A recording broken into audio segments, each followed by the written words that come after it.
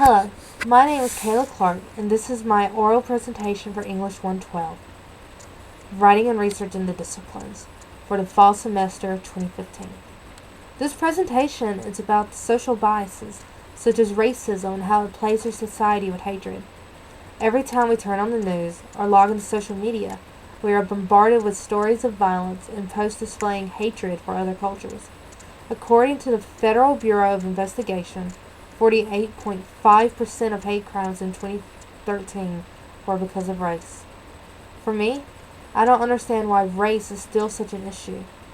Why can't we look past our differences and work together to build a bigger and better future? After all, we are all humans, as Fuentes tries to explain in his essay, The Myth of Race. Fuentes claims that race isn't a biological unit, but instead works as a cultural construct and for social expectations. He claims that humans belong to one species, Homo sapien. Race appears to be a device that we have created ourselves in order to divide ourselves by skin color, origin, beliefs, or any other traits. Despite this claim, Fuentes himself admits that race still plays a large role in our society. Discrimination is around every corner. Light-skinned immigrants are having a greater income than those that are dark-skinned. Blacks and Mexicans are less likely to be employed than whites and Asians. The list goes on.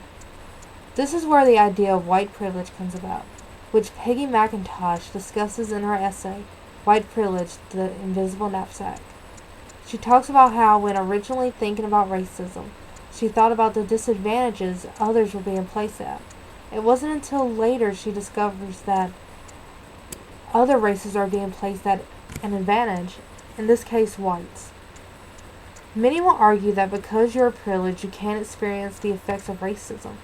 But isn't racism the hatred of another race? It is true that some races have it better, but hate is hate, which will only breed more hate and eventually spark violence.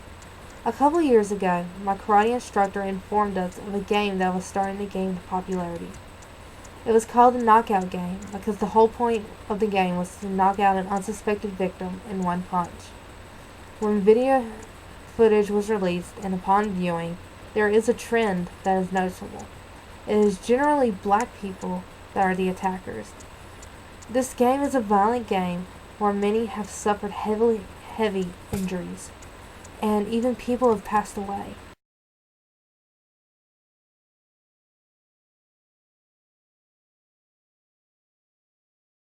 Three teenagers are under arrest accused of beating a homeless man in Hoboken to his death. And police believe the teens were playing a sick game. Knockout is a game that a lot of our teenagers play, just where they dare one of the guys to just randomly choose anybody walking down the street. Investigators say the teens, all from Jersey City, seen here on surveillance video shortly after the assault, were allegedly playing knockout. Oh, damn! My man got slammed! James, the one-hitter quitter! It's called a one-hitter quitter. You try to hit with one swing and knock them completely out. What is knockout? The game knockout is like when people board like they try to see where their hands goes at, and whoever come walking down the block or something, they just knock them out. You just knock them out, you hit them with a blow, and you take their belongings. Knockout is like when you just punch somebody and they go to sleep when you hit them. What you are about to see is a violent, deliberate, startling attack. Watch.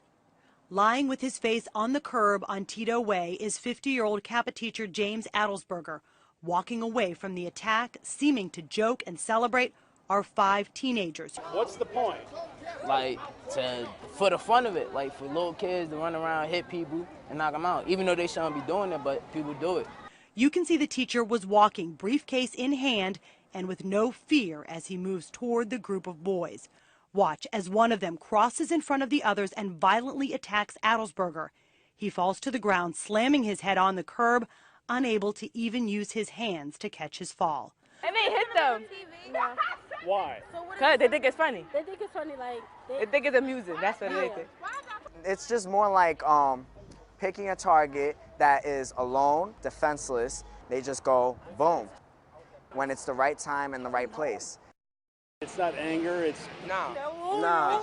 It's just something when people born like. It just sounds like you just can't be around the wrong crowd, because the wrong crowd, they'll gas them up to do it. They just want to see if you got enough strength to knock somebody out. It could be anybody. It could be a mother with her children. It could be a guy. I know one time they got the UPS guy. Well, what's the point? I mean, really, is it just a macho thing of kids? It's a macho thing. This kind of behavior isn't okay. This will only cause those who believe they are likely targets to feel threatened, and this will cause an unneeded battle. What we need to do is start looking past these differences and embrace them. Why can't we share our culture with each other instead of shaming it? Until we stop placing blame on everyone and working together, things will never improve, maybe even worsen as the hatred becomes too much. This was my oral presentation for English 112. Thank you.